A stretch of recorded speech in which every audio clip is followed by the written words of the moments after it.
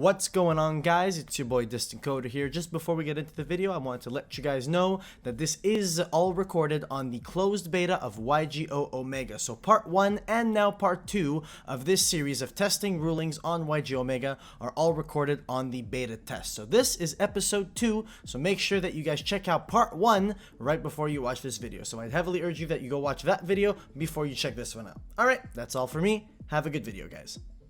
So, the issue with the ruling here, what's going to happen is I'm going to summon a Kaiju to my opponent's side of the field, and I'm also going to summon a Kaiju to my own side of the field. Now, this ruling is somewhat similar to the ruling question that we had with that there can be only one, flipping the Alistair, the Invoker that was set. We have already tested the Kaijus, but I want to see how it handles both Kaijus being put on the field at the exact same time. So what's going to happen here is I'm going to activate Owner's Seal, and what it's supposed to do is take my Gamma Seal and put it back onto my field, and because I at that point control two Kaijus, the newest Kaiju that is added to my field is supposed to be the one immediately sent to the graveyard. So let's see how YGO Omega handles Owner's Seal with two Kaijus. The reason why this is interesting, by the way, chat, is that when this ruling was tested on stuff like YGO Pro, EDO Pro, or other automatic sims, most automatic simulators have an issue where you take the Kaiju and then the simulator will send both of them to the graveyard. So let's see if YGO Omega patched that out. It's asking me to pick one, which is not supposed to do. It's not supposed to allow me to send the Jizukiru. It's asking me, wait, it sends both. It asks me to send both of them. So I'm going to summon the dog around here, and I'm going to activate Owner's Seal, and I'm going to try to only send the Gamma Seal.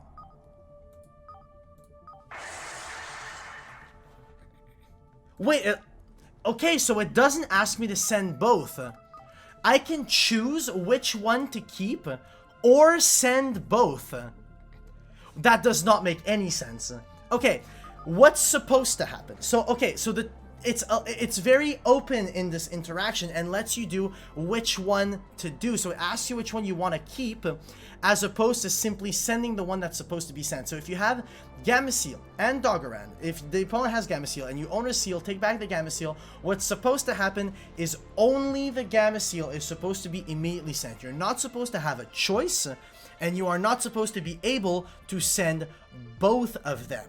Very, very interesting interaction here with the Kaijus and Owner's Seal. So, the ruling in question here is I currently have Apollosa, Bow of the Goddess, on the field. Now, what's important about Apollosa is not the effect, but the arrows. So, what's important to know is that she has a 3 down pointing arrows. I'm currently going to be soul charging to summon back Topologic Bomber Dragon and Topologic Zeroboros. Now, Bomber Dragon and Zeroboros have the effect that says, if another monster is special summoned to a zone a link monster points to, while this monster is on the field, destroy all monsters in the main monster zones. And Zeroboros has the effect that says, if another monster special summoned to a zone a link monster points to, while this monster is on the field, banish all cards on the field. Now, what I want to know, they are both mandatory effects. I want to know if I soul charge both of them to the link arrow where Apollosa points to, will either of them be able to activate? So I'm going to soul charge for both of them now. So I'm going to get Bomber Dragon and Zeroboros, and I'm going to summon both of them to the arrow in which Apollosa points to. And let's see if any of them activate. None of them activate. Okay, that is good. That is good. It is a good start. Now, what's going to be important is that we're going to be testing this exact same theory, but with different cards to see if different cards that have a similar text but a different ruling are patched into the game.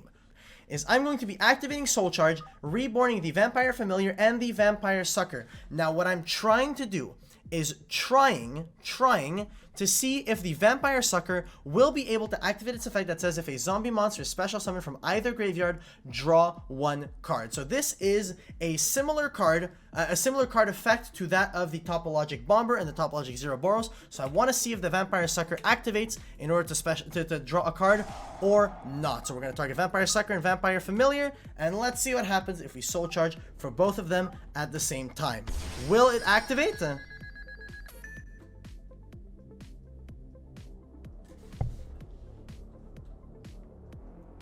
Well. Vampire Sucker in this situation is supposed to draw a card.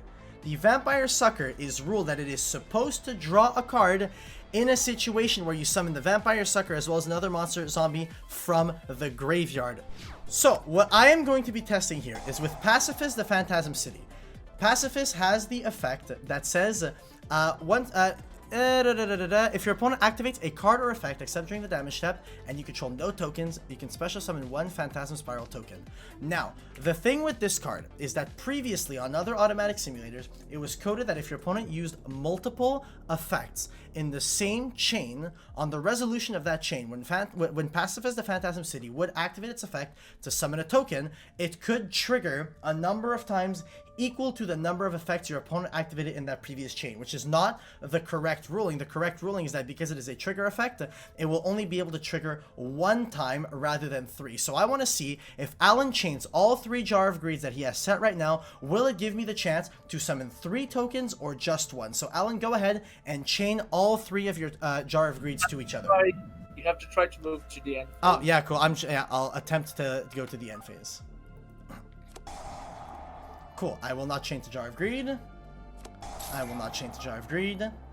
Because the field spell doesn't chain, by the way. It's a trigger effect, so it activates on resolution. So on resolution, will I be able to trigger Pacifist 3 times? Activate Pacifist. Activate Pacifist. Cool. Is it allowing me to activate Pacifist again? Oh, it's not letting me chain anything to it. It's not letting me chain. Ooh. Do you want to surrender? No. Okay, done. It's only letting me summon 1. Okay, good. Good, good, good. Wait. No! No, I guess it's just search, because search is mandatory. Oh, it's the search. Yes, it's the search effect. Okay, it is the search effect. Okay, good. It's only allowing me to activate to summon 1 token. Very good. Okay, so they patched their trigger effects properly that other simulators did not do. So that's good. This platform is good on the trigger effects. That's good. That's good. That's good. Okay. So, to explain this ruling, it is currently the standby phase. I control Curious the Lightsworn Dominion that is currently on 2700 attack due to the effect of Divine Sword Phoenix Blade. I also control Invoked Purgatrio, which has the effect that it gains 200 attack for every card my opponent controls. I have face down Pole Position, which says that the face-up monster with the highest attack on the field is unaffected by the effects of spell cards. Those of you that have seen my video know what this lock is, but for those of you that have not, I will explain it. If Pole Position is face-up, which I will be activating it here, if Pole Position is face-up on the field, what happens here? Basically, what the loop that is created is that my opponent can now not legally put a card on the field, because what would happen is that Curious is on 2400 attack and the Purgatrio is on 2300. So once my opponent puts a card on the field, my Purgatrio is going to go back up to 2500 attack, making it so that my Curious is no longer unaffected by the Phoenix Blade, making it go back up to 2700, meaning that it is now the card with the most attack, making it unaffected by Phoenix Blade, going back down to 2400 and looping endlessly back and forth between Curious and Phoenix Blade, making Curious going back from 2400 to 2700, back and forth, meaning that in this situation, in a tournament setting, it is illegal for my opponent to place a card on the field per the upper deck ruling, which was the last precedent that we have for this ruling. Now, I want to see how YGO Omega handles this infinite loop combo, so I'm curious to see how it goes. Alan, are you allowed to place a card on the field?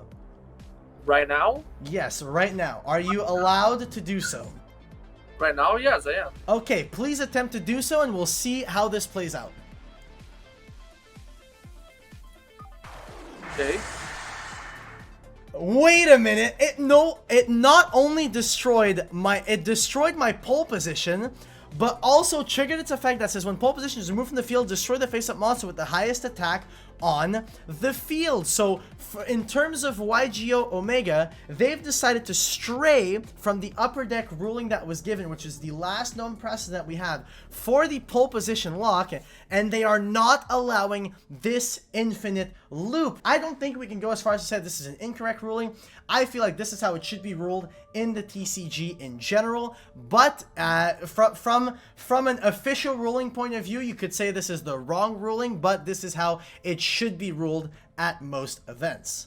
So, to explain the ruling, explain the situation I should say, my opponent has resolved Rainbow Life this turn, which says until the end of this turn, whenever you would take damage, you gain that many life points instead. So Alan is going to be gaining life points anytime he should take damage this turn. He also controls Stone Statue of the Aztecs, which says double any battle damage your opponent takes when they attack this monster. So if I attack into this and I would take damage, I take double that damage. He also controls Canyon, that says if a rock type monster in defense position is attacked, double any battle damage to the controller of the attacking monster. So if I attack into it, I'm supposed to be taking double damage from Stone Statue of the Aztecs, as well as double damage from Canyon. Now the question is, does it stack? Does it not? We will see.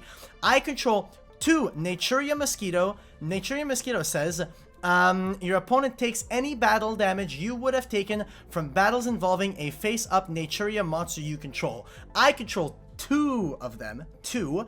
I have previously in this turn resolved Security Block, which says this turn neither player takes battle damage. Neither player takes battle damage.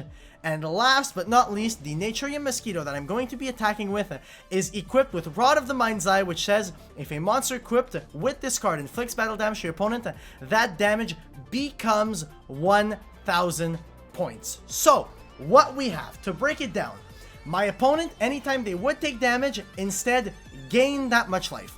If I would take damage from a battle involving my opponent's Stone Statue of the Aztecs, I should be taking double the damage from Stone Statue of the Aztecs, as well as double damage from the Canyon. My Naturia Mosquito, I have 2 of them. They both say that if I would take damage from an attack involving the Naturia monster, my opponent is the one who takes it instead. Security Block says that neither player takes damage, and Rod of the Mind's Eye says that if my opponent would take battle damage, it is set to 1,000 points of damage instead. So I'm going to enter the battle phase, and we are going to see what happens if I attack with the Naturia Mosquito that is equipped with Rod of the Mind's Eye into the Stone Statue of the Aztecs. Place your bets in the chat, boys. It is time to see what happens.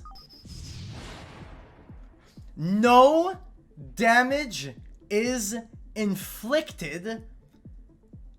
No damage is inflicted on YGO Omega. So to explain, Naturia Mosquito attacks into Stone Statue of the Aztecs. The first thing to happen is you determine how much damage is meant to be inflicted and to who.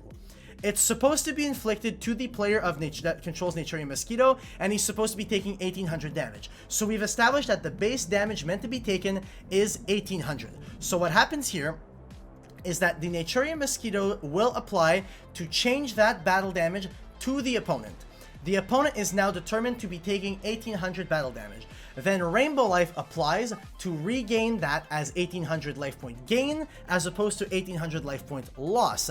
The Stone Statue of the Aztecs and the Canyon will not apply because no battle damage is being inflicted. The Security Block will not apply because no damage is being inflicted. And the Rod of the Mind's Eye will not apply because no damage is being inflicted. Therefore, in this situation, Alan is supposed to gain 1,800 life points, as opposed to what happened on YGO Omega, where neither player took damage or gained any life. So there you go. That is the answer to this crazy ass ruling question, and that concludes our testing for the day, figuring out what rulings are correct and are incorrect on YGO Omega. So thank you so much, guys, for sticking around while we give this all a test. I'm really happy with how it turned out. I'm happy that we managed to find some rulings that were correct, some rulings that were incorrect. I'm really happy with how this turned out.